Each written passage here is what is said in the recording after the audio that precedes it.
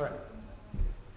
Tak príjemné popoludne. Dúfam, že ste mali dobrý obed. Ja by som vás privítal na prvom podujatí Inštitútu otázok pre súčasnú hudbu a jeho projektu, ktorý sa volá Mikroskop, platforma mikrointervalovej hudby, ktorý sme tento rok v rámci organizácie Ensemble Spektrum začali rozbiehať a rád by som len trošku možno povedal pár takých nejakých akože, prečo práve mikrointervaly, prečo práve čisté ladenie a prečo takýchto workshopov tento rok budeme mať dúfajme 4 s rôznymi ďalšími lektormi, medzi iným aj jeden úžasný český umelec Milan Buštár príde a ďalší, na ktorých vás ešte poznámime. Cieľom je, že v rámci môjho vlastného výskumu o mikrointervalovej hudbe v Česku a na Slovensku som ako autor dospel k záveru, že vlastne máme v rámci hudobno-teoretického poznania v tejto oblasti, v rámci aj našej slovenskej teoretickej spisby značné medzery a chýba nám všeobecne nejaké poznanie o tom. A ako najlepšie, ja osobne si myslím, je sa niečo naučiť, je naživo v komunikácii s niekým, kto sa tej problematike hlboko dlhoročne venuje, či teoreticky alebo aj skladateľsky. A tým pádom vie pomôcť demystifikovať rôzne aspekty narábania s rôznymi aspektmi mikrointervalovej hudby. Náš host je špecialista v rámci teórie a praxe v oblasti čistého hladenia, ale aj rôznych iných stredotónových a podobných hladení. So, now I change to English. Our guest is a Canadian composer currently residing in Berlin and partially in Helsinki. Am I correct? Yes. Yeah. Marc Sabat.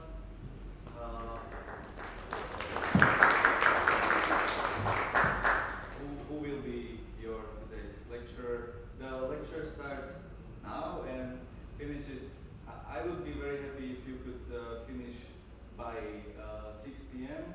Then I would like to, as a follow-up after this lecture, to invite you to our concert of Ensemble Spectrum in Clarice Church, which starts at 7, so you have still about one hour for to grab some coffee or discuss stuff with Marc, with your colleagues, and so on. So the space is yours, Marc. Thanks. Hi. So I don't have an exact plan yet, but I thought I would just sort of see who's here and also what you're interested in.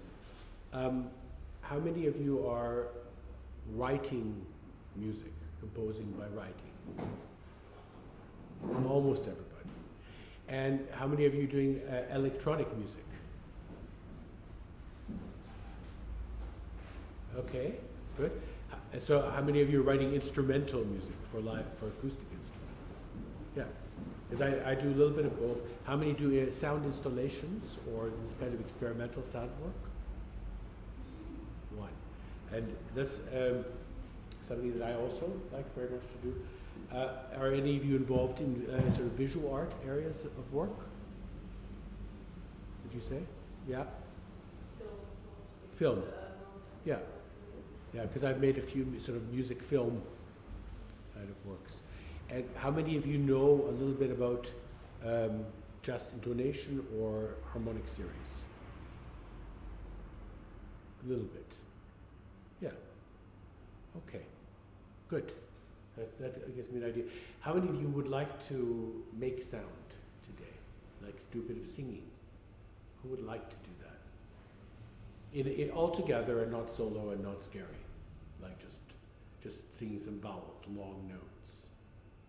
Would that be okay? Yeah. Who's afraid to do it? I'm always afraid to do it, but maybe we can do a little bit of that too, because it's fun to do. And how many of you have sort of watched or heard some of my stuff online, so you kind of know a little bit of what I do.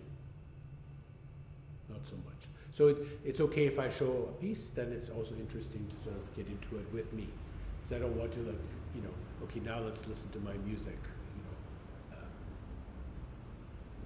So I'll tell you a little bit about myself, just to begin. I come from Canada. I've lived in Berlin for 20 years, and not this particular instrument, but the violin.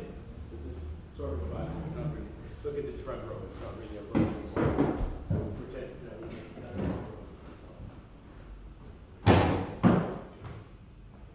need them, there's nobody here.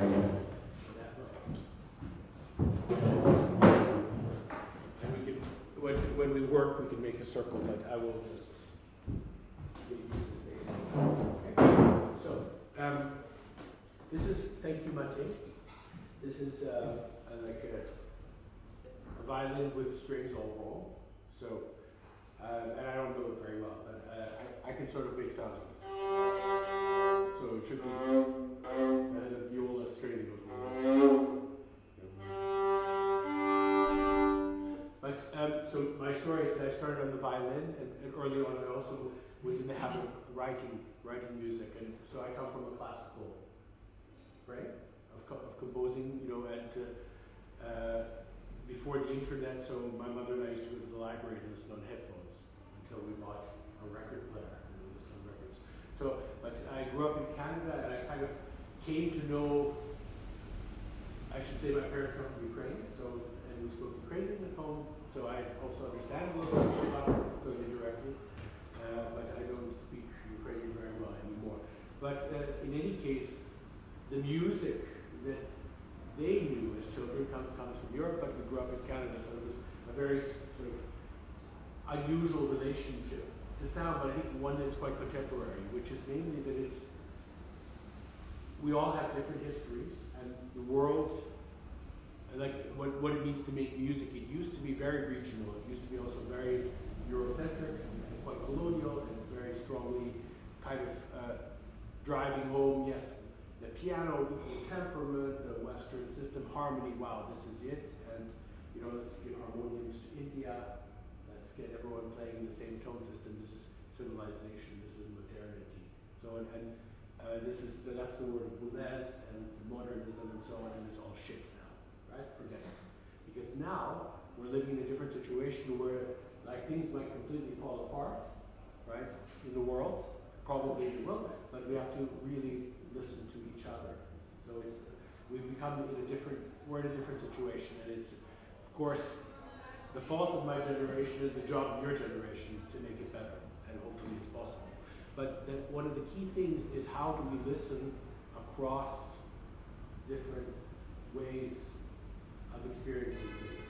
How do we rely on perception and diversity and let those things come together? And that's a little bit one of the things that appeals to me about working with a non-standard tuning, or working with any different kinds of tunings, because I feel like it's closer to the world and the experience of sound, which is that there's all sorts of frequencies, there's a kind of chaos.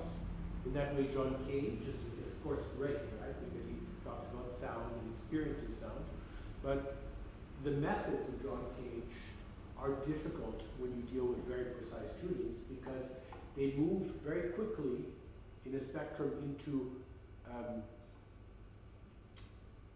noise and into, let's say, into phenomena, like let's say beating is a phenomenon, or timbre, the perception of timbre. All these kind of perceptual things they're phenomena that happen as incoming information gets processed. But the differentiation of pitches, and let's say what could be called relationships of pitches or harmony, has so many dimensions in it that it's kind of necessary also to make choices. That's where a little bit, let's say, the methods of experimenting today are different from the methods of experimenting 50 years ago. We still, when we look back at what's called experimental art and music, a lot of it kind of flowered quite strongly in the 1960s and early 1970s. I'm thinking about Alvin Lucier, of John Cage, Christian Wolff, this kind of composers, James Penny, right, who had kind of,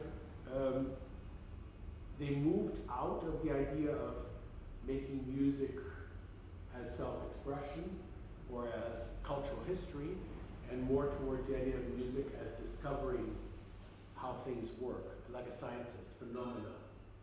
Sort of a, but not just the logical science, but knowing that logic is only part of the picture. A logical system is always there to show us its boundaries.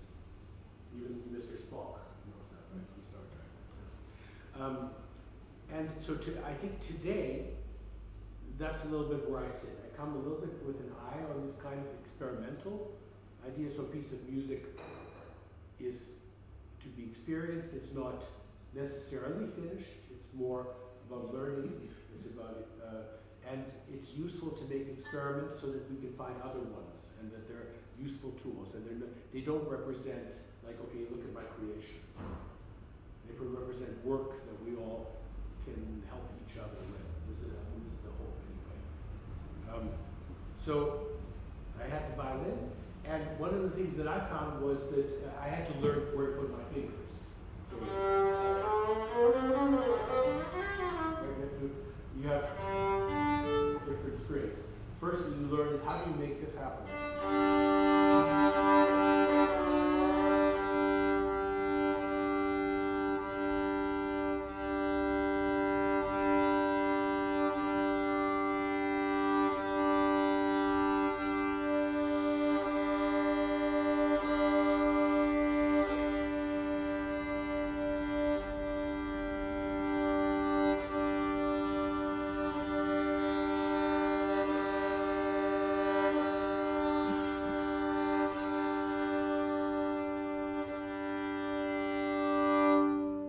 So I went on both sides, a bit bigger, a bit smaller, right? You could hear that? I took those two strings, always sawing away on them, and by moving,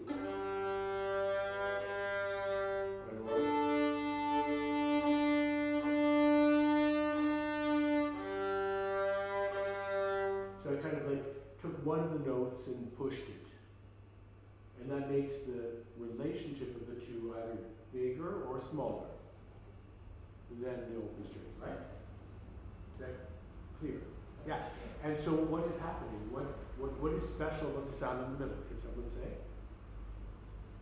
Is there a difference between this and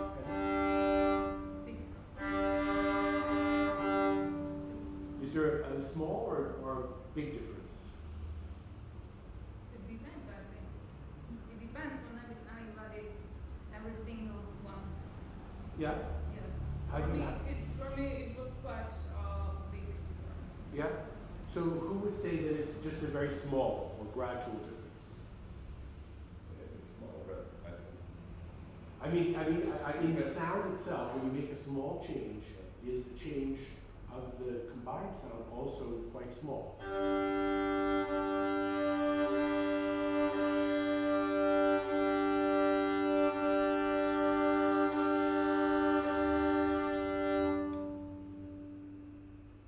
Or let's do it more subtle. So I'm going to make the change. That's a bigger change. Let me make it even smaller.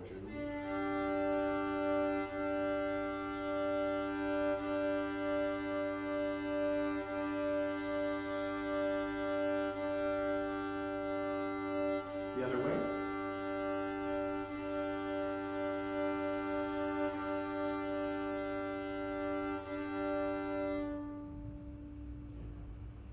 That would probably feel like a subtle change right now.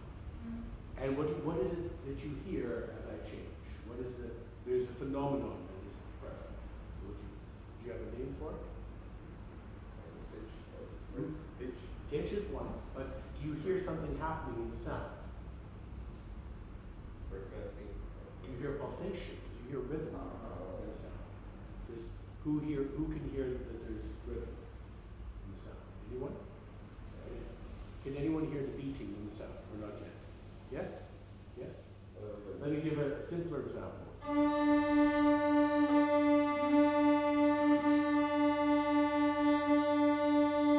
hear there's pulsation?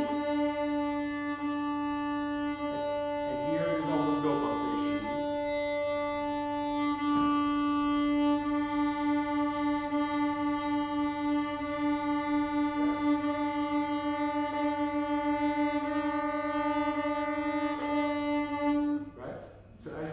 away from a unison, from the same pitch on the two strings. As you move slightly away from the unison, it goes away from being, let's say, a blended or a fat sound like on a synthesizer where you layer sounds to, at first it sounds like phasing, right, like a color, and then it goes from a color to a rhythm, to pulsation, right, to actually whoa, whoa, whoa, whoa, whoa, like this. And then when it gets wider, it has a quality of texture, roughness. Feels like a little bit like something which is not, where you can feel the grain in it. And then it sounds like two notes. Yep.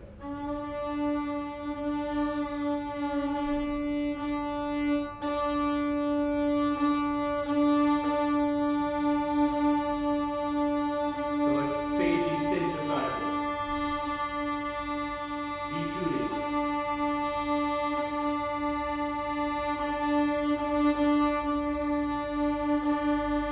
Beating. Whoa, whoa, whoa, whoa. Faster beating. Whoa, whoa, whoa, whoa, whoa.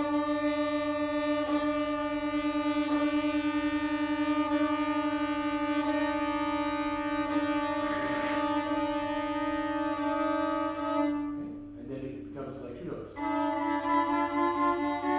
And then you would call it like an interval, two notes. Yeah. Now, when you have things with light, it's a little bit different. Like when you think about a light, you could kind of, like with sound, when you have light frequencies, when they mix, they make a new color. Because the way we perceive color, we'll come back to color. It's a little bit different.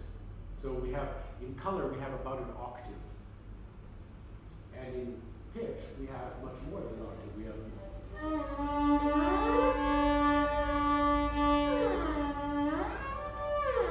that's an octave, but then it goes. That's now 3 octaves, 4 octaves, and then it goes down, down, down. So on the piano we have almost 8 octaves, like the range of when an organ can produce 8 to 9 octaves, and that's sort of the range where pitch functions the way it can in music as becoming notes. But then beyond that range, which is like, let's say, goes as low as 20 almost, with the very, very low 32-foot pipes, yeah, goes all the way up to about 5,000 hertz, and we can still hear 10,000 and 20,000, so 2 more octaves, which are not so pitched, yeah, which are just a little bit like whistles. So we can hear a number of octaves, and what happens is, what is special about an octave? Can someone tell me about the waveform? What is an octave? What's special about it? Double. Double. Right. Yeah. So it fits in. It fits into the other one. Everything up until the octave creates a pattern. Like they don't meet after 2 waves. They meet after more waves. So what you do is you get this kind of effect, like imagine if you have a drawing of lines. And these kind of graphic art things where lines interact and they create curves, and this kind of computer art kind of thing. So the interaction of frequencies in sound creates patterns based on the way in which the waves repeat. And this was already something that was proposed in the 1500s.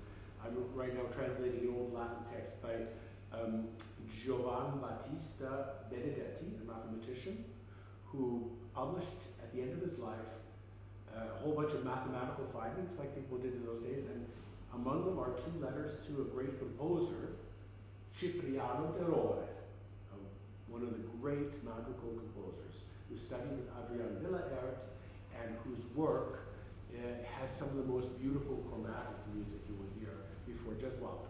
Very different. So, what is it? Was it a Solo Calamiferentis? Is that the one? There's one beautiful one. Well, there's a lot. Okay, so just check out Cipriano de Rore if you want to find out about this kind of music, if you're interested. But Benedetti was one of the first to sort of take up an idea which was present in his time. Also, Galileo was also talking about it, which had to do with what causes us to recognize certain sounds as consonant and other sounds as not consonant. And that was the point that I was making with the perfect fifth. That it is a consonance. And if you slightly change the pitches around it, its consonant quality is changed into a phenomenological quality of beating. And the change of beating, like you said, is entirely correct. The change into beating is slow, gradual and subtle. The change of consonants is quite sudden. At some point you go, oh, this sound is not consonant. You know,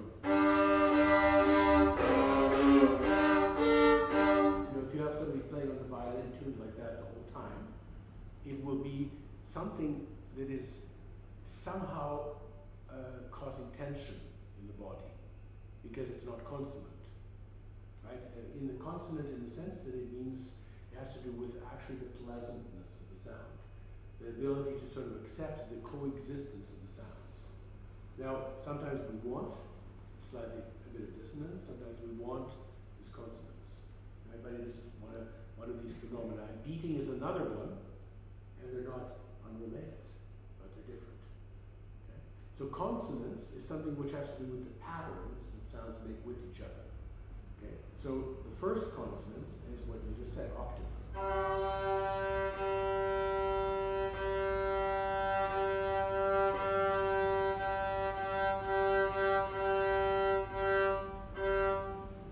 So the difference between one note and two notes,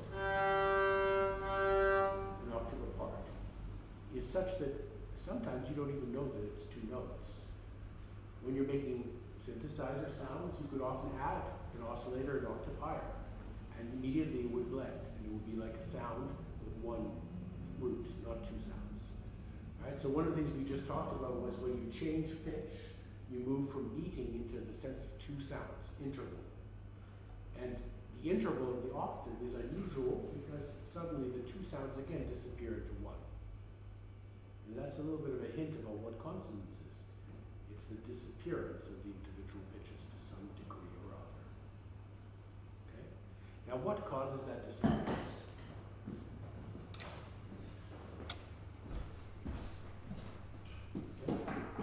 So I'm going to just give you a sound example and like a lot of stuff to read. So let's skip over a bunch of stuff that I just sort of talked about a little bit. So this is a little bit of introduction, which we don't need. This is, I'm doing a kind of doctorate, so this is like my PowerPoint for the doctorate. And so I put a whole bunch of stuff in there which we don't need to get into along the way. So the title is trying to be very unacademic, so it's just called Chords and Melodies. A look at harmony by numbers, very sort of trying to be very, very simple, okay? And I'm beginning by talking a little bit about sound in general. So we already kind of know a little bit about that. Skip this, don't even look at it yet. We're gonna skip all of this stuff right now, and what we're gonna go into is this. We're gonna skip this too first. We'll come back to this. I wanna start here.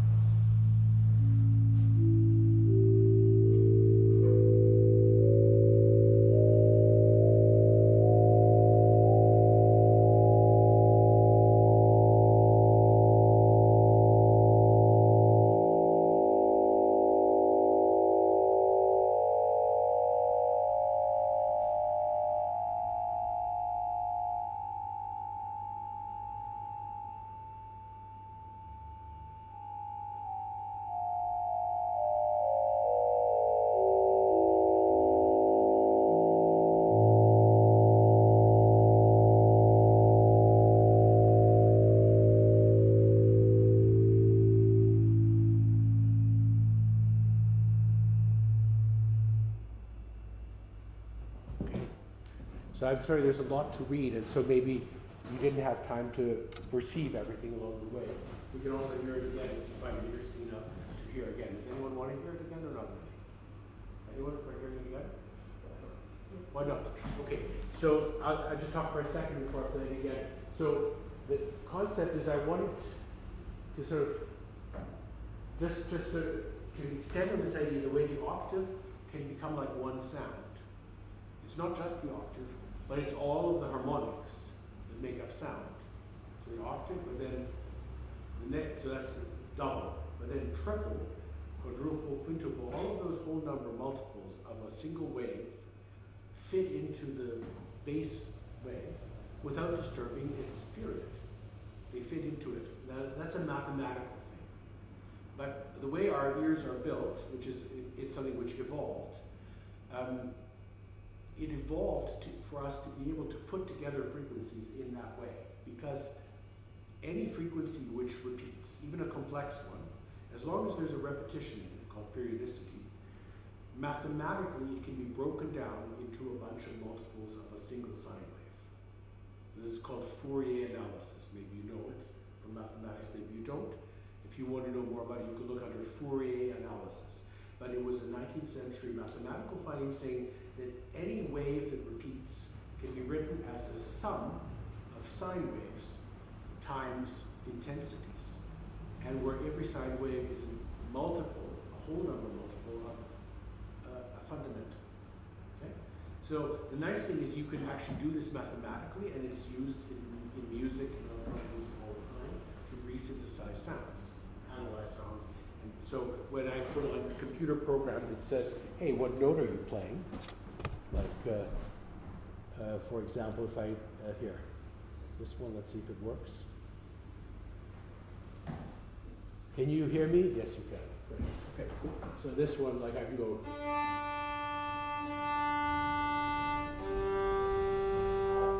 Okay? So when I play a note, it measures it. It's using Fourier analysis to do that.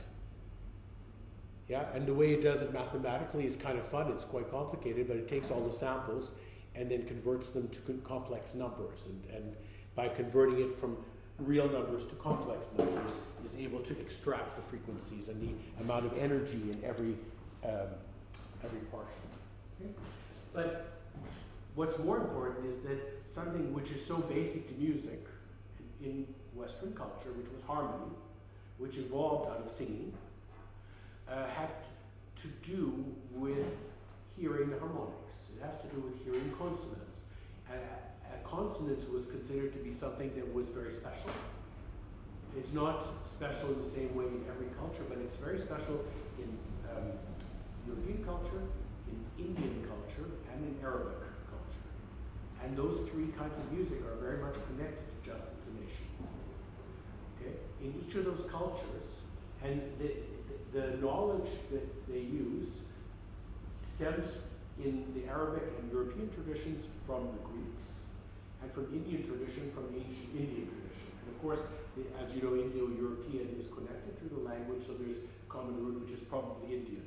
And the Indian approach was not to use numbers, and only in the 20th century have the numbers come into play. So the whole, the Indian theory of music, which also uses just intonation, uses algorithms to explain tuning. So for example, it says, this is the way if you take two instruments which are identical and you tune one to another by consonants, so it says consonants, which means it's already same number relationships.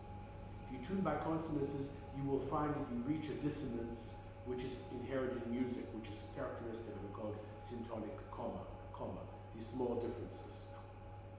And only in music theory of the 20th century by people like Samamurti and other writers did they start to use numbers and fractions and mathematics to explain it further. But the advantage of the Indian approach was that they were aware that there's so many commas, there's so many dimensions, that it's better to speak about the characteristics of the individual structures, modes, ragas, melodies, and how those chords and melodies have their own microtones, they call it shruti. And some people will say there's 22 shruti, and in a way there are, but there are not. There's 22 shruti based on the syntonic comma, but there's other shruti based on the septimal comma and others based on other partials, which are not necessarily fully used in Indian music, but they come up in certain ragas. So sometimes when you're tuning a diminished fifth, okay, to tune it in the most consonant way, the simplest proportion you have is 7 to 5. So it involves using the seventh harmonic, which is theoretically not part of the normal tuning system of Indian music, but yet it is often tuned, right? And similarly also in Western music. So the ratios or the proportions, the harmonic series relationships which were part of harmony traditionally involved the smaller numbers, and they did not usually go beyond 5, but there were some relationships of harmonics 7 and higher which would come into play.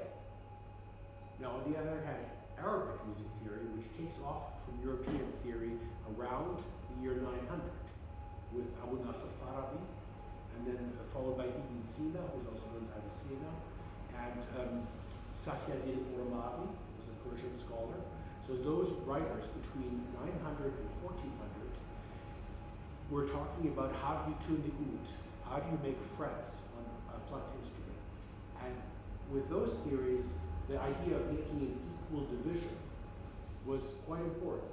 And not only having perfect fifths and fourths, the way the open strings were tuned, but having frets that would divide an existing interval in half. And that led to many proportions that involve higher numbers, 11, 13, sometimes 17 in the case of Farabi. Yeah? And those higher 13 was Avicenna or Ibn Sina. And those theories became the basis of modern makam and radif music, for example, in Persia. So the radif tradition, which goes back to the 19th century, of collating the various classical Persian melodies. So there's various traditions, all of which come from common roots that draw on the harmonics or the harmonic series to decide what kind of consonances are available and how those consonances might be the basis of chords and of melodies. Okay? So let's just listen to this example again. And there's one particular thing which I find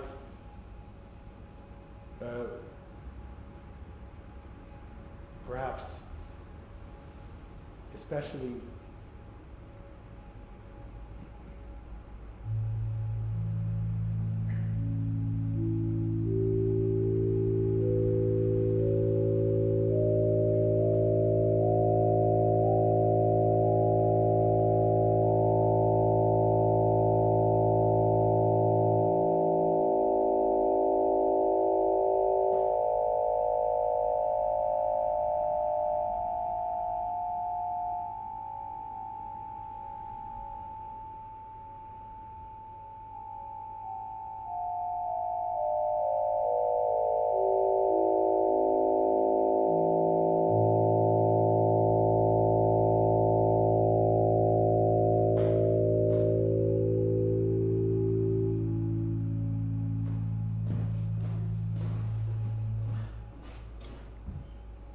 So I wonder if we could talk a little bit about the kind of phenomena that happen.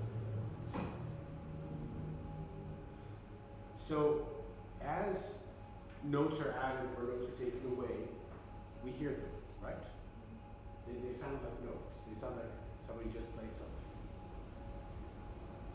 What's the difference between a note being added and a note being taken away? Like in the beginning, the notes are added till you have the whole sound and it sounds quite bright. Then the notes are taken away from the bottom. Then the notes are added going down, and then they're taken away. So each time a note is added and taken away, you can recognize the pitch. It's true, right? You sort of hear the,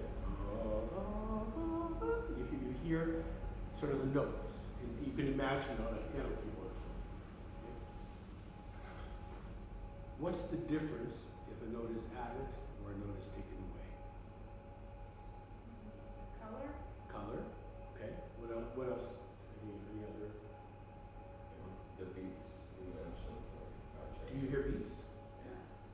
I think. Or something. Yeah. I wouldn't necessarily call it beats. I think it's a slightly different. You do hear. Maybe vibrate, I think you hear the texture. Personally, I think you hear it gradually get rougher as you go up because as the sound gets brighter, there's more interactions, but they're always at the common fundamental. So at the beginning of this is my impression, now it may be wrong, but this is a low A, so it's quite low. So when you hear it on its own, it's just a as like this feedback, big speaker sound. And then when everything's there, it's bright and textured, like sandpaper, a little bit, like that. So I don't know, is that what you call BD? No.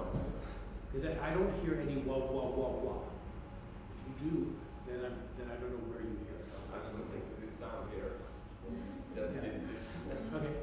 Yeah. I have to say that with electronic sound, sometimes because they interact so much with the environment, you don't know whether you're hearing bleeding or not. That's another thing. I mean, one of the things about working with so-called just intonation, or the better term is rational intonation, based on basically rational numbers or fractions. The idea is that a lot of the sounds should be pure, kind of with less intense beating, like. Let's stay with the phenomenon for a second, because if I jump to another area, then we've lost this. So, okay, you say beating. Anything else? So color is. So what aspect of color would you say? Color has, let's say, it has hue, shading, it has intensity or lightness, has saturation. What would you say? So saturation is the sort of the intensity of color experience. Hue is the actual shade of color. Lightness is the sort of the range between bright and dark, white and black. Which aspect do you think that because that's a synesthesia question. It's different for everyone. I think the word rough is very good. Yeah, so a rugosity. When the tones were together, all together, Yeah. it was for me very, very rough.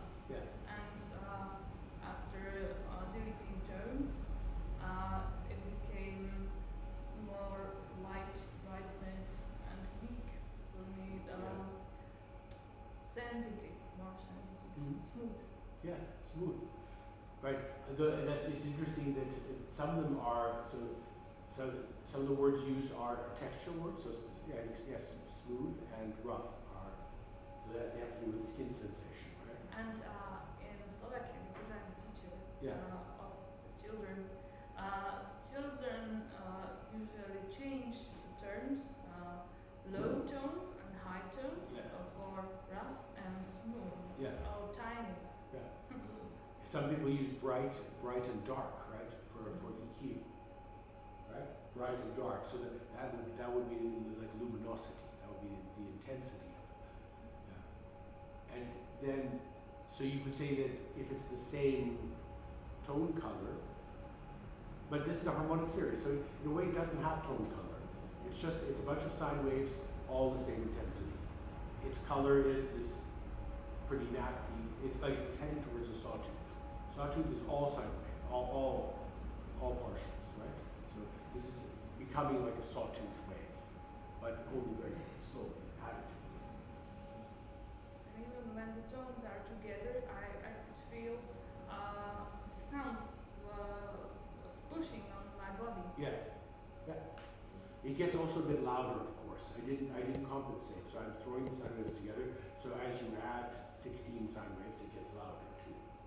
So that and loudness of sound has, of course, a physical effect too, very physical effect. As do frequencies. Obviously, bass comes more in the body, inside the body. The high sounds, resonate the small bones. So everything has a physical effect, which has to do with why we like or dislike the characters of sound as well. But I find that it's interesting that harmony is a part of that. People often associate harmony with different feelings. Like changes of harmony are used in songs all the time to create, a kind of, like when you fall by a fifth, and especially if you have a seventh harmonic in the sound too, that movement is so touching. And what does it mean that it's touching? And you could say, well, it's culturally acquired, but partly there's something physical happening.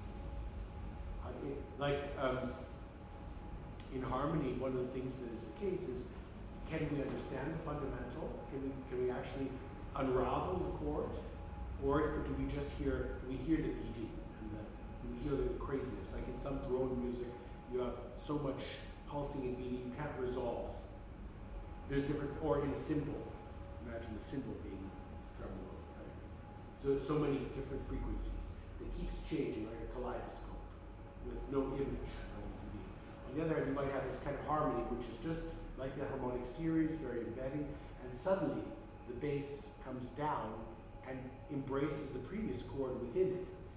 And so it's suddenly been swallowed in a new chord, but you felt the change. It's quite an interesting phenomenon. And one of the things I found interesting here was that the notes disappear. That's what I kind of wanted to also note. That you hear the individual notes, but they drop into an ocean, and soon you only hear color. You hear bum, bum, bum. But you know what I mean? It's not like you're going, and you kind of feel each sound continuing. It's as the new sounds add, your ear goes, oh, that sound, and then suddenly you hear this one block of sound with a kind of a bass frequency, actually a common pitch, called the fundamental.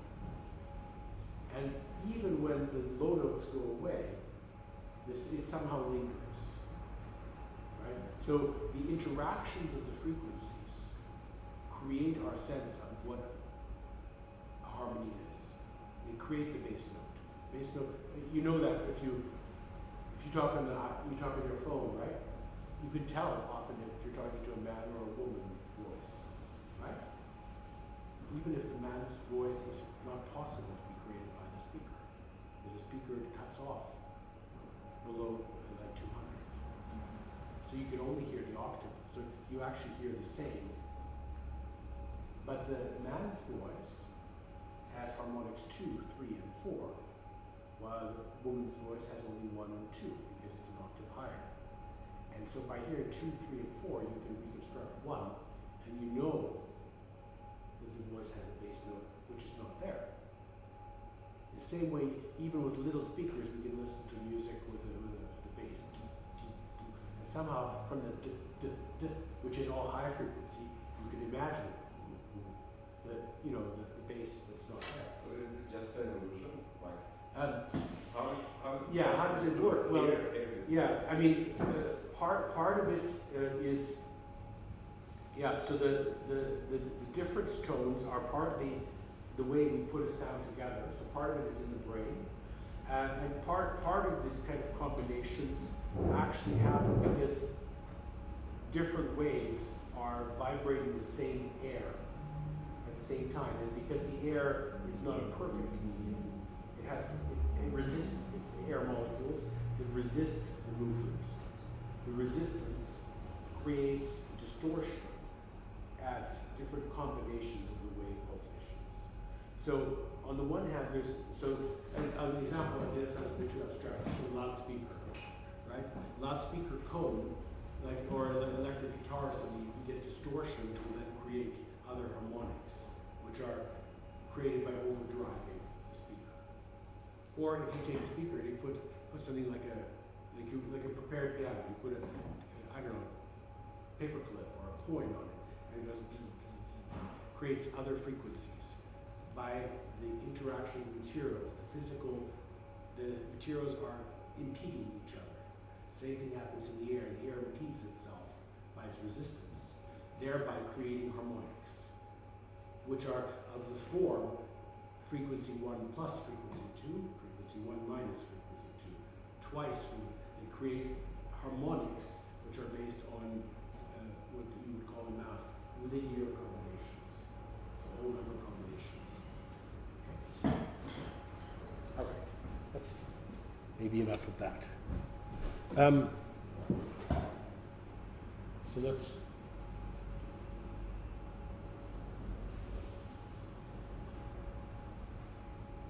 see. Okay, this is a web app, so you can play with it at home.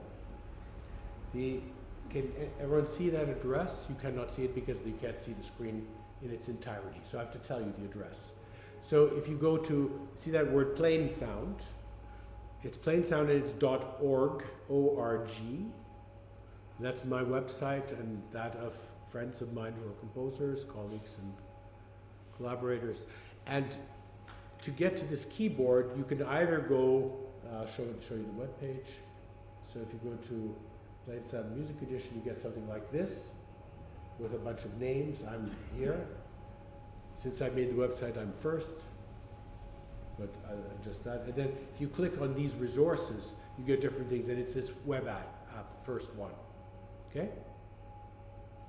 And so the idea of this web app was, does anyone here ever work with keyboards, with MIDI keyboard?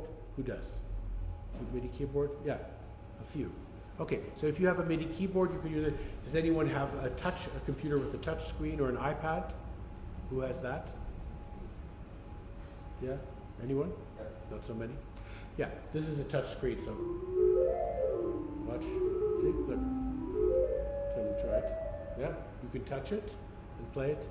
You can, if you close this thing, you can go like on a computer screen, computer keyboard, or play from the keyboard. Or if you happen to be extremely wealthy and you have a Lumatone, which looks just like that with hexagons. If you have one and you plug it in, it'll work too. I have one at the university.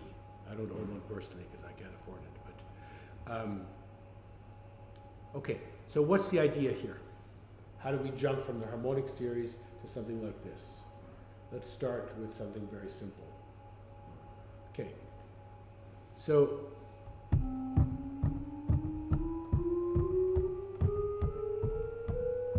you kind of recognize how it looks now. You see this normal diatonic scale here.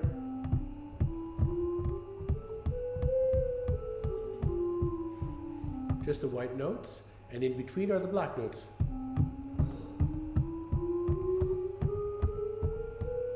Yeah? And depending on how you want to play it, you can play all the notes. And has anyone heard of Paul Janko, a Hungarian researcher from 100 years ago? Paul Janko. He built a piano keyboard that looks like that. So you could play the equal tempered piano, but the fingerings would be easier, more symmetric, 6 and 6. So it's this one is it's I shouldn't say 6 and 6. It's like there was the black notes were in between the white notes, and then you had several layers, so you could kind of play different ways. Now the history of this is something even older. The idea is that the keyboards that we have go from low to high. They're sort of like one-dimensional, right? But we do have 2 dimensions or even 3. And since harmony, for harmony it's helpful to think of more dimensions. We'll come back to what that means. In other words, harmony is built from different intervals. If you think about just really old basic harmony, you have octaves, perfect fifths, which is the next simplest relationship of 2 to 3, and its inversion 3 to 4. Together they make an octave, 2, 3, and 4. And then in the harmonic series, your next harmonic, which gives a new pitch, is number 5. Gives you the major third.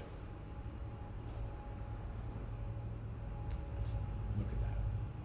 So now here's your harmonics. Okay, so in the middle is 12 right now.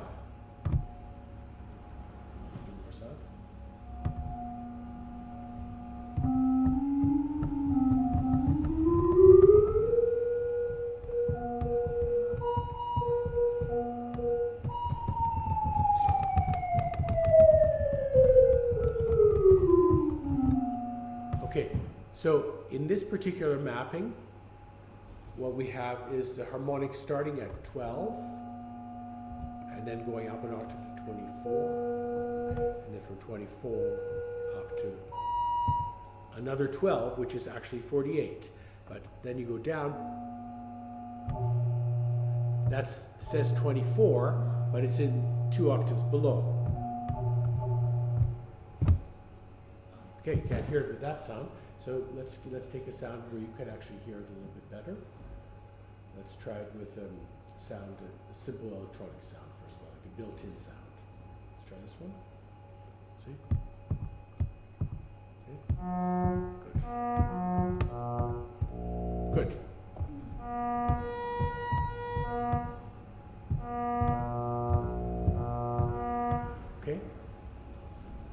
So how does the harmonic series work on such a layout? Let's see. It's a tiny bit louder, quieter.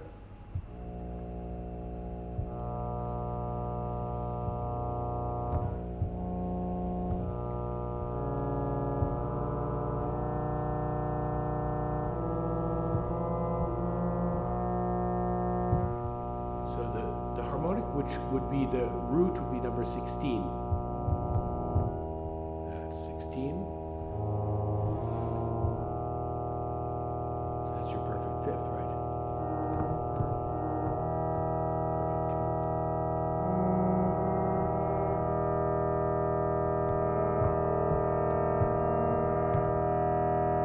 Right? So that's your basic major chord, which is inside the harmonic series in a very simple way. It's actually the first harmonics. Okay? And if we take the root as being 16, or it's octave 32.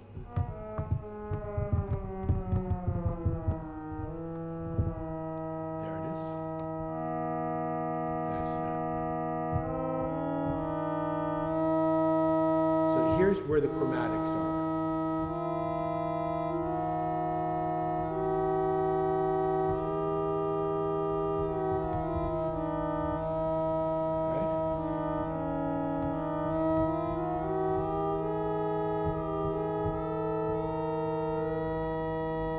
So you can hear the harmonics, once you get up around those numbers, 16, 14, 15, 16, 17, 18, the intervals which they're making are sort of like semitones.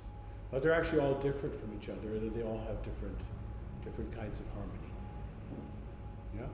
And so what I was trying to sort of demonstrate a little bit when you were talking about the many dimensions of harmony is that as you go into the harmonic series, there are certain notes which repeat and create the same pitch, and there's certain notes which give you a new note.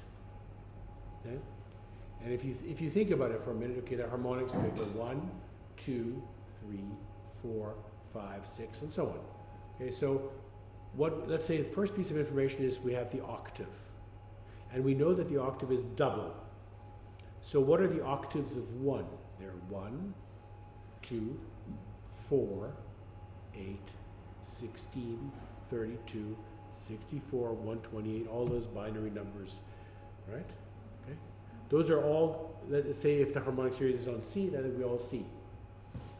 If the harmonic series was on A, they would all be the A's. Okay.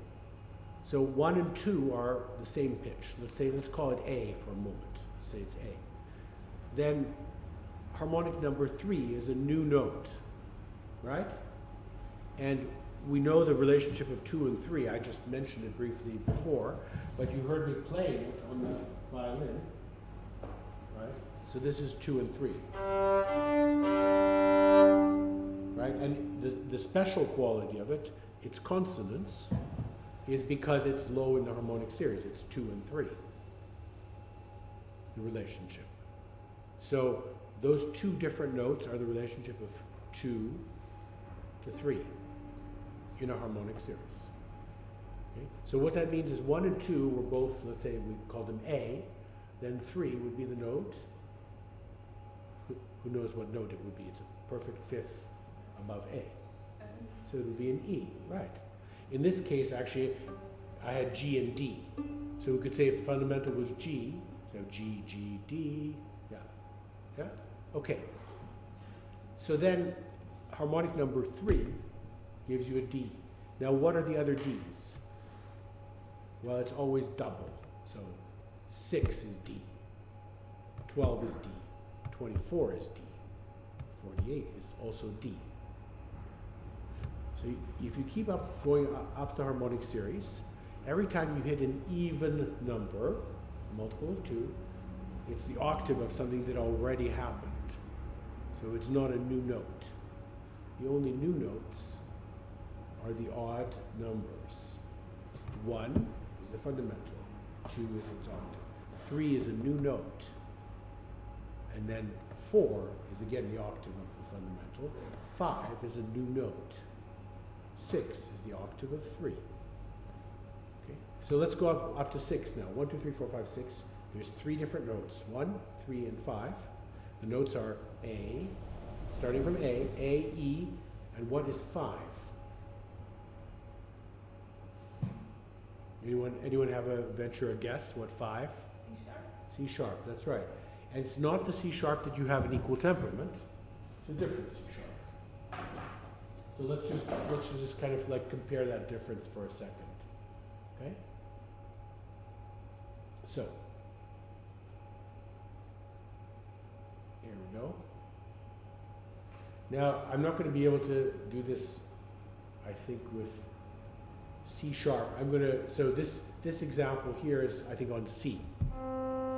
Yes. So let's see.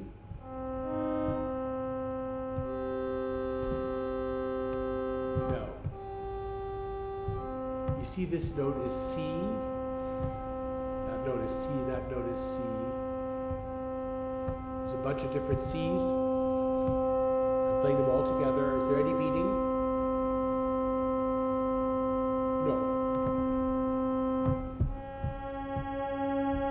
There's beating.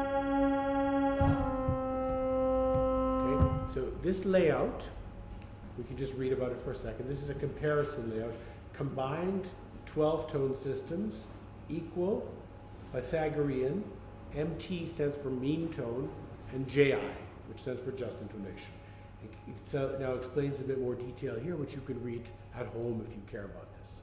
Okay, but the basic idea is I made this, and I'm now using it for the very first time with you guys. But it has 48 notes. So every 4 notes.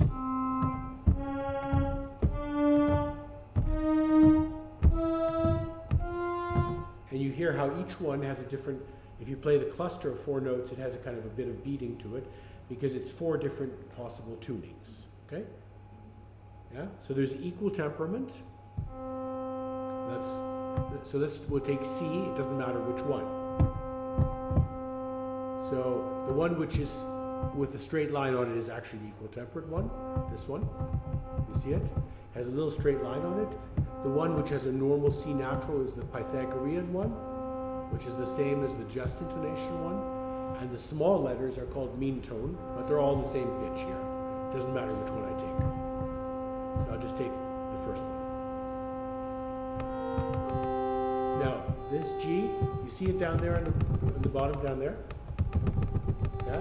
So this is G natural, normal accidental, that means it's Pythagorean, and it should be a pure fifth with a ratio of 2 to 3.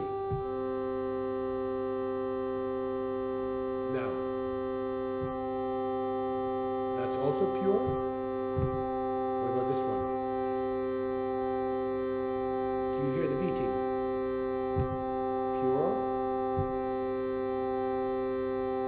It's the same timbre on its own. Listen, no beating. A very subtle difference. A little bit lower. That's the difference of equal temperament with the third partial. It's only 2 cents. Very small. It's the smallest difference we can perceive melodically. You can still hear lower, higher, but not really. Harmonically, you hear beating. Static and beating. You hear a different thing. And the beating is slow. Wah, wah, wah, wah. That's the speed of the perfect fifth in equal temperament. And the perfect fifth untempered is only beating if you move your head. Move your head and you'll hear the beating. The Doppler beating. Make your own beating. Yeah, right? Now,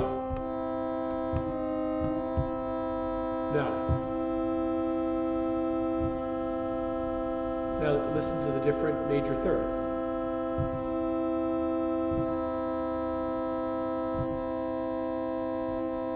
So, there's 4 major thirds. Now let's compare them. Now you can hear the difference, quite big. First 2, are they different or the same? Tell me. Different or the same? Who thinks they're the same note? Who thinks they're different? Okay, now we'll test it. Do you hear beating? No. Okay, so the two, they're the same. So the ones who felt it was the same, you trusted your ears, even you weren't being fooled by this. They're obviously different sounds because they have a different attack, but they're the same pitch. The first E here is the mean tone E, in quarter common mean tone, which is a pure E. It's the same as the relationship in just intonation. Same one. Same interval, just has a little bit of an attack. Okay, now the next one. So starting with here's the pure one. Going up again. Okay, now listen to those steps. Which one is the bigger of the two steps? From the first, that one, or the first one? Who says the first one is bigger? Who says the second one is bigger? Okay, listen again.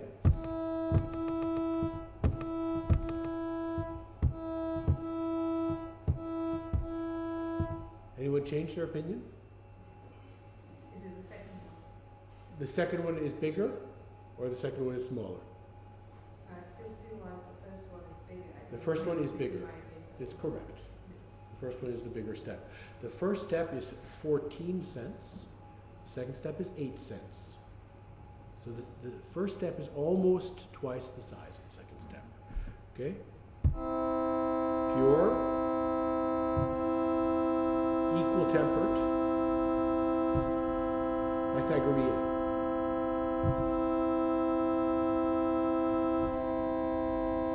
Okay? Now there's another thing.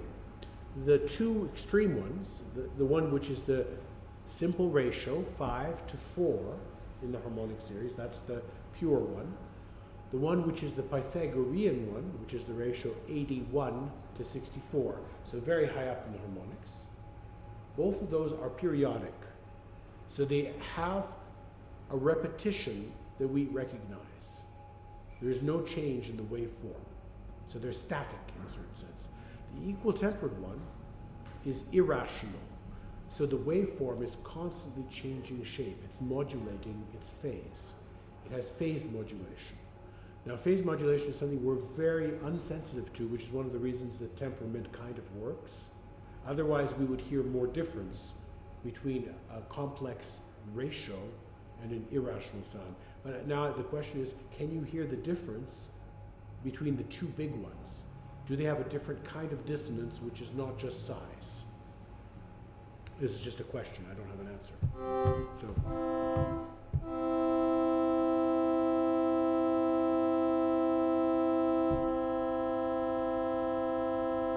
That's Pythagorean.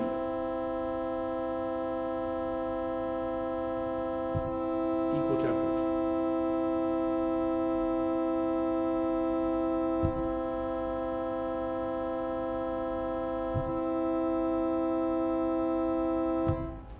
I'm not sure, but I have a feeling to my ears that the equal tempered one sounds slightly inharmonic.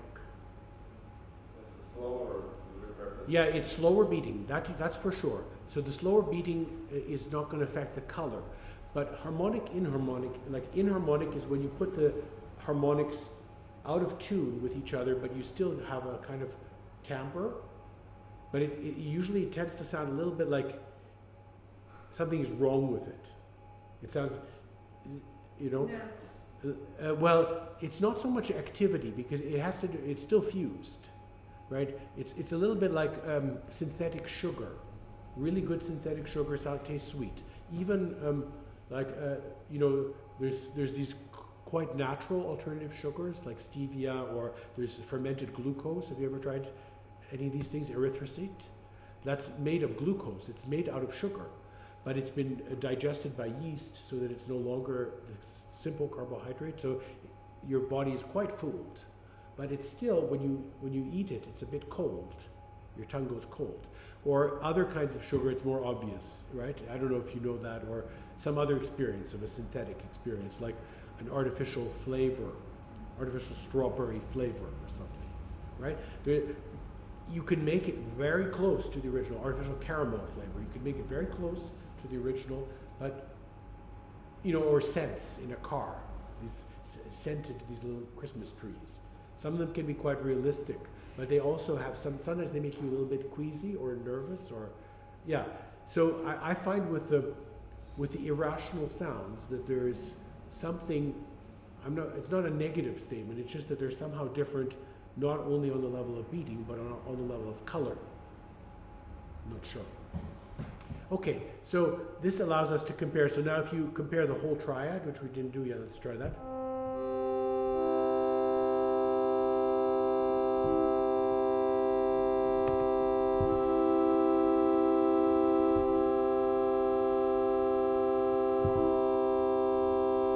So that's consonance. This is equal tempered, which is immediately it's not that it's dissonant, it's just beating. It immediately sounds like like a Hammond organ or something. Even though this timbre is just an additive sound, just 4 sine waves or 6 sine waves. And the E doesn't beat. But you put them together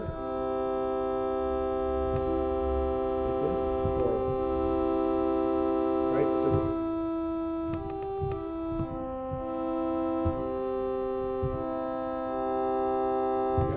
anyway, so that difference is then the idea of just intonation is, well, since the sounds that are consonant are quite distinctive sonically, how does that go when you move beyond 1, 3, and 5, which gives you a major triad and some inversions of it?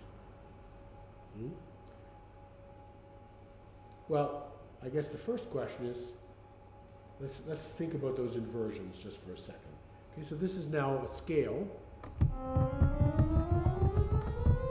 chromatic scale. Let's go to a different sound just for fun. Maybe let's try my super collider sound and see if it's crashed, or if it's still there. It looks like it's maybe crashed. Is it here? No, wrong output. Let's try output 2.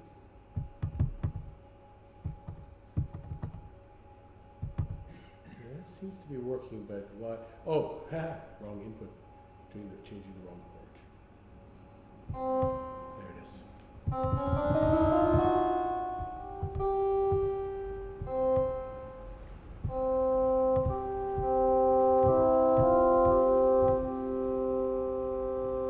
So,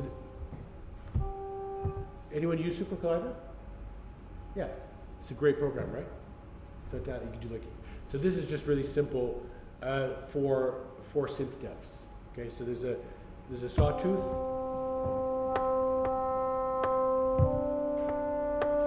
and then it has on these other ones some kind of pluck colors or carpal strong stuff. So it's a little bit like this. It's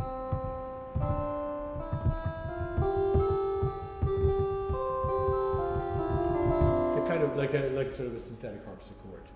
So it's not really finished. I'm kind of working on it. Okay. So I'm going to stay with the digital sound so you can still hear the very pure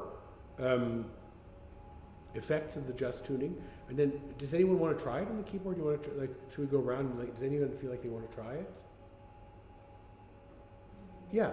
So what we could do is after I finish a little bit of the demo, I'll also show 7 and 11.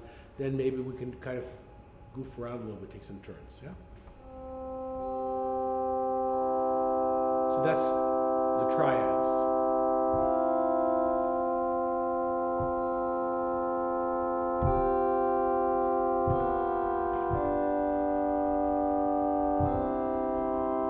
So that this is now taking that information from the harmonic series and putting it into a scale. C major, then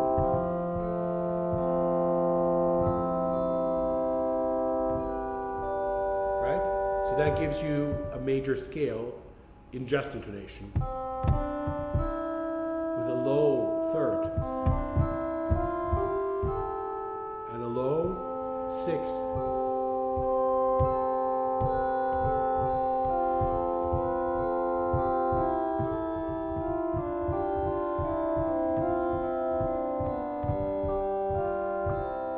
Right, so for this kind of like very simple triadic harmony or perfect fifth stacked, very consonant, with a very beautiful difference in size in the melodies.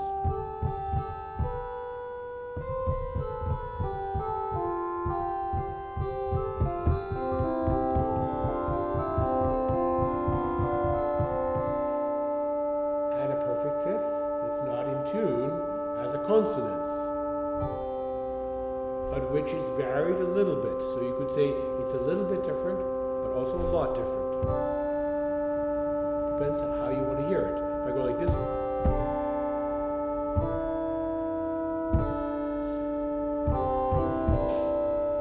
but its difference is also quite interesting. And how does this difference make sense?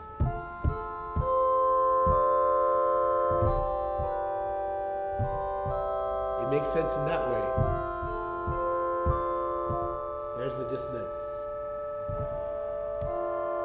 But in this voicing, it's not really a dissonance anymore.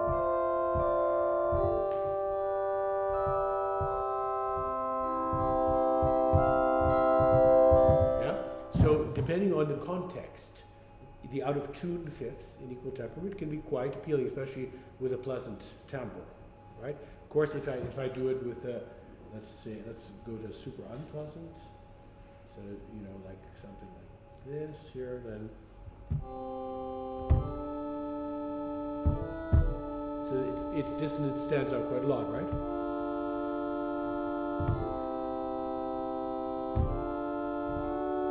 And especially if you try to do 1, 3, and 5. So especially if you try to do like something which is like this. Then you're really getting into like deliberately out of tune as beautiful, right? Which is also super cool. But so you can make a scale with 12 notes that is in just intonation, but so far I've only shown you 7. What are the other ones? Well, let's look at the 7 notes that we still had. So they were like this. That's your major scale, right? Okay, but within the major scale, there's all, as you know from jazz chords, it's alternating minor chords. This as well, right?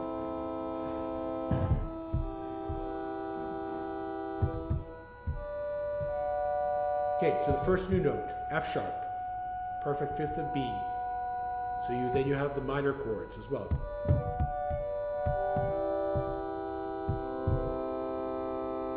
Now the D is not going to be a perfect fifth because the D is from G, and the D from G will not fit with the A from F.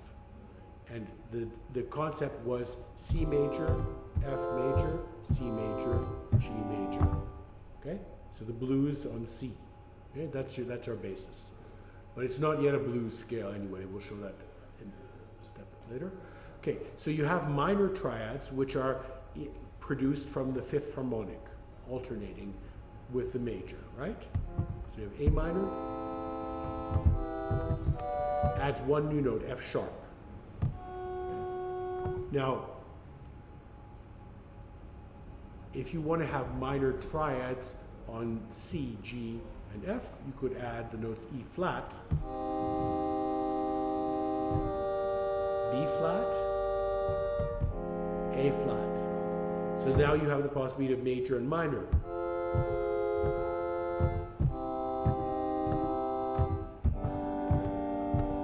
Okay, so that gave us the notes B flat, E flat, A flat, and we have F sharp. So now what about C sharp?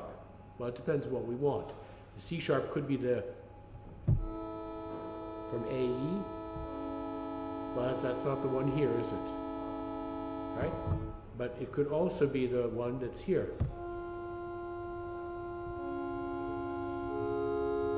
And that's the one it is. So it's D flat major, but not A major. Okay? And so if we wanted it to be A major, well, we'd have to change that note. How would we do it? Well, here it is. It's the second note here. And you see the notes are all written like fractions. Okay? So those fractions, that's just intonation. That's taking the harmonic series and saying the relationship of two harmonics give us an interval, and the small numbers give us consonant intervals that we can recognize. So it uses those fractions to define notes. In this form, this is a scale form from one starting point. We call the starting point 1 over 1. In this case, it's a C. And we specify its frequency up here, 260. So it's the C actually in Pythagorean tuning, but you could specify any frequency you like. Then the scale is defined by these fractions for each step of the scale. And right now the D flat is 16 over 15. So what does that mean? It means that C would be the 15th of a harmonic series. And then it goes to 16, right? It's 15 to 16. It's from the major seventh.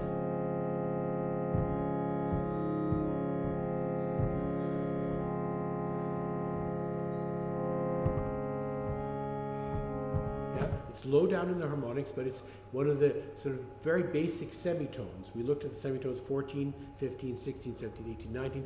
It's the one which comes up from the numbers 3 and 5.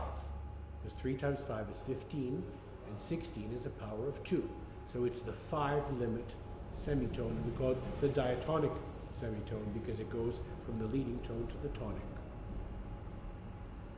Okay? Now, if we wanted to make it so that it was the major third of A, we would need another fraction there. How would we find out what that is?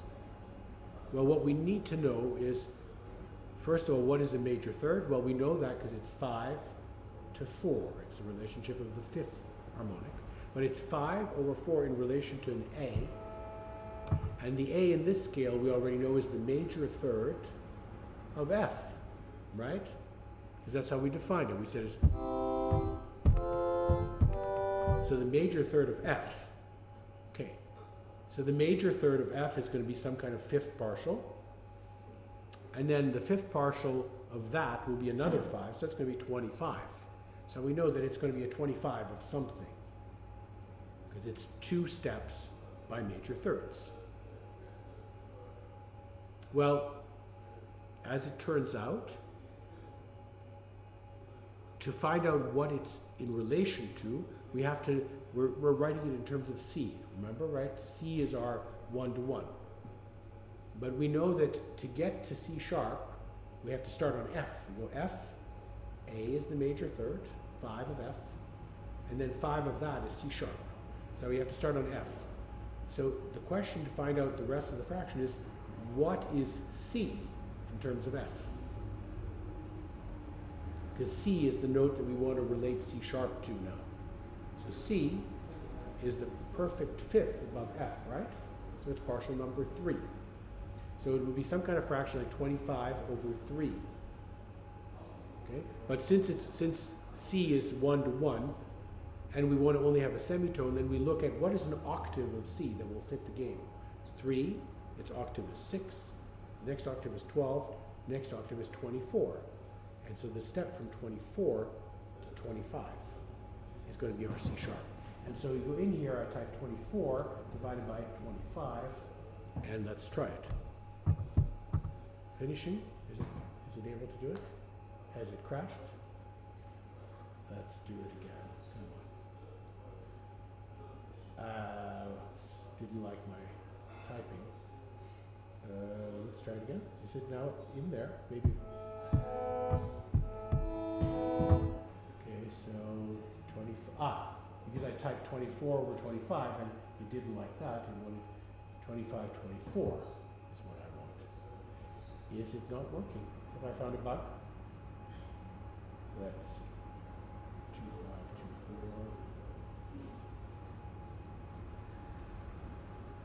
24. Hmm.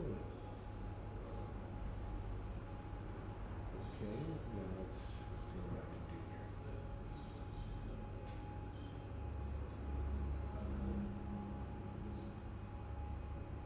Looks like it's not working. So I have to fix something.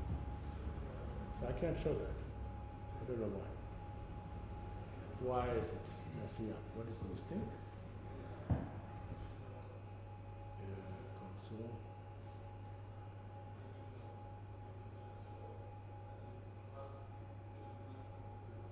Ah, okay. So I know what it is, but I can't solve it now. So I will not be able to demonstrate it for you now, but I'll fix this later tonight. So the reason this is currently not working is because of a new feature that I added that is not allowing me to type a fraction here. But if I type 71, period, does that work? It does. Let's see. Okay, so C5 limit. No errors. Good. And let's see if I go 71, period. Will that work? Yeah, it does work. Okay, so MIDI input port.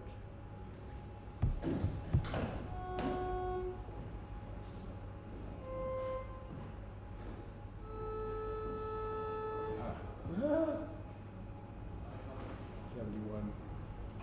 Yeah. Fine. Skip it. Okay. That was such a nice. Thought I was getting to somewhere nice and I got stuck. Goodbye. Okay. So once I get this to work, if you type 25 over 24, then you would have the major third of A. That's all I can say. Sorry. I know how I can show it. Even nicer. So this. See?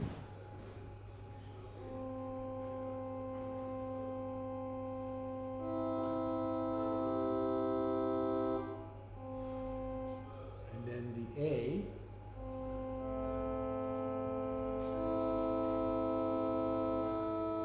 And then the C sharp.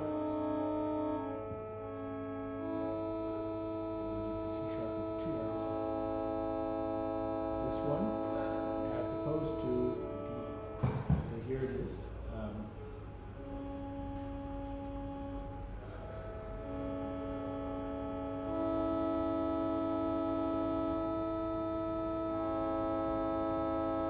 So this difference.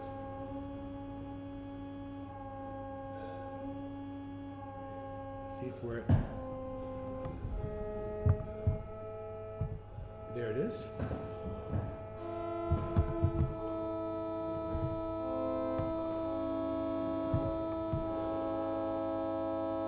Opposed to, there we go. Okay, so this is an example now of things that you could do by extending more than 12 notes. So this layout that you see here takes this idea of just intonation and let's say the thing that we were just exploring, how do you get a major third at some other point? Yeah? Or how do you replicate certain intervals? One of the problems with just intonation, one of the reasons that equal temperament is common, is because some intervals then aren't pure fifths, or you don't have a major third somewhere, or suddenly you need, it seems like an infinity of notes. Well, actually there are systems of not infinite notes where you can get a lot of different consonances available to you. It's just not the case that they have 12. And that opening that door is a tricky one with the normal keyboards. There's lots of programs where you can retune a few notes, but often you're stuck with the normal notes. Okay? And this sort of layout, where you have 2 dimensions, something which has been in the works since the 1700s, but it's only in the last decade that a computer instrument has been built where you can really customize the tunings, and it's called Lumatone.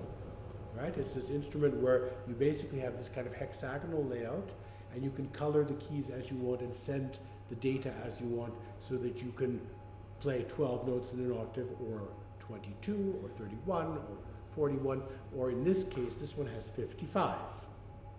Okay? And it's not 55 equal notes, it's 55 close to equal notes. Yeah?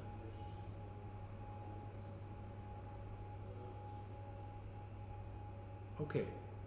So you sort of see a little bit from just intonation, from the harmonic series, from the different harmonics, the odd numbers give you pitches, and you start to get, for example, with the first 6 harmonics, you get an octave, perfect fifth, a major third, and then by trying to make a tone system, make 12 notes, you actually can have some triads, major triads, minor triads, and some other chords, as well as some dissonant chords. And if you want to have the consonant chords extend, then you need more notes. And that sort of brings us a little bit up until the idea of different tuning systems, just intonation, up into, from the perspective of European thinking, into the 19th century. Okay? Now, we're going to take a break in a minute, but and then anyone who wants to try, come and just join me, and also you can get a drink or get some air. If you smoke, have a smoke, or whatever you want to do. But we can sort of also come here and I'll, talk about it a bit more. And then those who want to continue will come back and we'll do a look into the higher harmonics and how it extends. So I'll show you a little bit of music. We can also do a little bit of singing for the second half of the session. But just to sort of close this off, can we close it off with a little bit of music? Would that be something that would be a nice way to, so it's not, because a lot of this is theory, but I want to sort of show, like, if you extend into more variations of how you could have your notes, how a very simple kind of music could have a slightly different flavor. I would like to play you a little bit of a piece that I created for a video installation, in the form as a video installation. It's called See Here, and it's the original composition, the music composition is called Giuseppe Zarlino. And the idea was a very simple one, which Giuseppe Zarlino mentioned in a book that he wrote in the 1500s. And that was simply that if you have the scale, that you go from, let's see, D,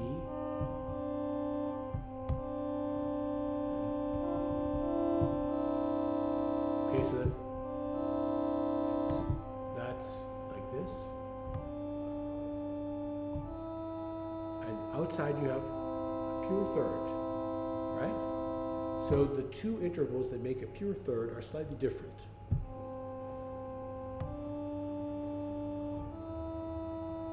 Right? The second interval is a bit smaller.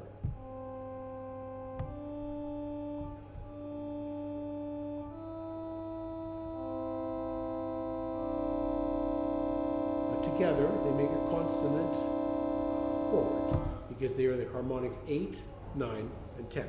So the idea that Zarlino said is, well, when singers sing by whole step, they sing either, I forgot the notes. Yeah. They either sing big step, small step, or small step, big step.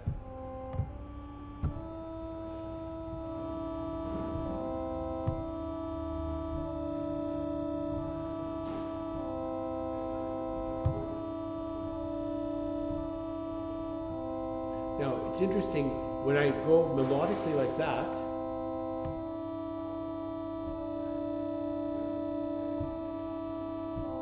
the lower one sounds more consonant. This one sounds smoother. But if you play all three together, that one is smoother, the bigger, the higher one. one is a bit more wobbly. And the reason is very simple.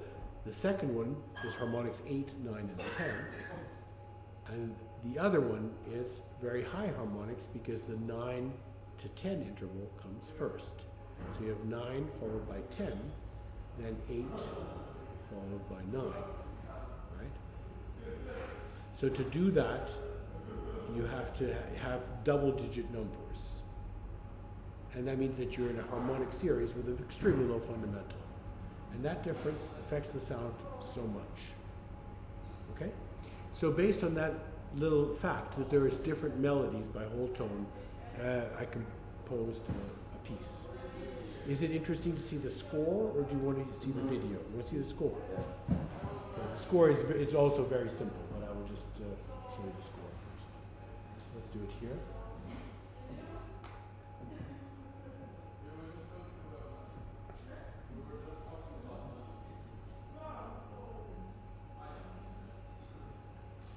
Maybe this one. Let's see.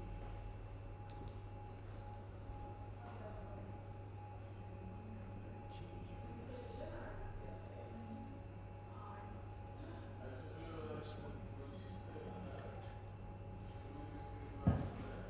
Yeah. Good.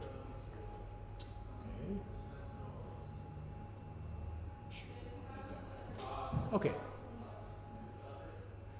So it's a piece that can cycle infinitely. So it's for an installation where any combination of parts can be combined. And the whole piece has 4 pages. Each one looks like this. So that's one of them. Let's see, like that. Yeah. So as you can see, the last pages have 2 bars repeated and then 1. And then the early pages look like this. They have 1 bar repeated, then 2. And the key is seen in the bottom 2 staves. That's the counterpoint, which is underneath it. So a 4th species back and forth. And it's like, so it's, yeah, it's in tenor and alto clef, so A, D, G, E, A, D, do, da, do, da. So what you see is the pattern is very simple. It's one voice goes da, da, ti, da, da, ti, do, da, ti, do, da, ti, but always with different microtonal inflections. Sometimes the C is lower, sometimes the C is higher. Sometimes the E is lower, sometimes the E is higher. So you get sometimes 2 big whole steps, sometimes you get 2 small whole steps, and sometimes you get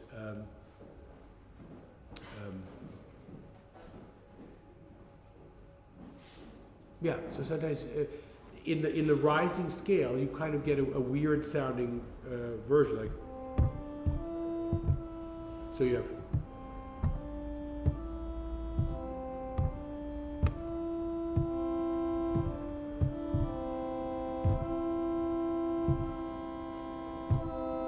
Yes. So you have like.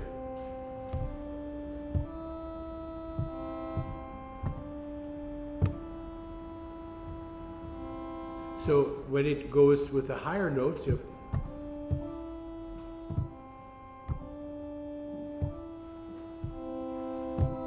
Like this. There we go.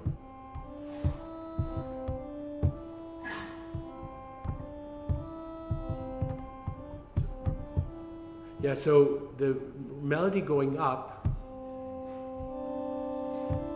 2 whole tones, and then a pure third, 2 small steps, pure third again. So that this one is compressed, and this one is big. Like that, okay? And the counterpoint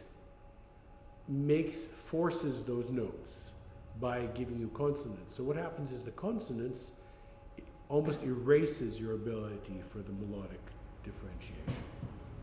Okay? So that's the underpinning. And then the part that happens along with it is there is harp part, a violin part, which are playing common partials of the sounds, guitar and an organ, which play only the notes they can, Pythagorean notes, and there's a bass flute part, which is all in these kind of quarter tones, which is based on higher harmonics, the 13th harmonic. And depending on which instrumentation you get, the color of the whole thing changes in a very subtle way. Okay? So let me just find the recording and play it for you. So, just a second.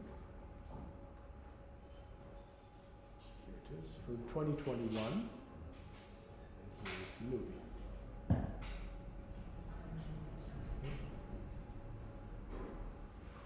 So I'll play a bit at the beginning and then jump to a little bit to the middle.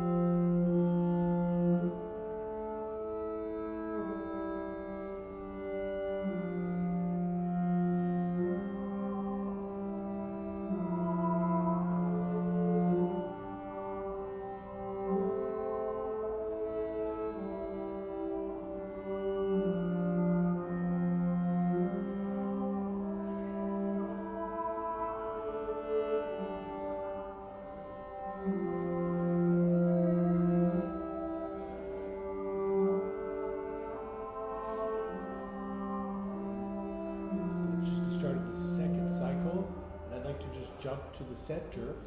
So the whole piece is rather long to about here, somewhere where the snow is falling. Just see if I can find the spot I mean. This here.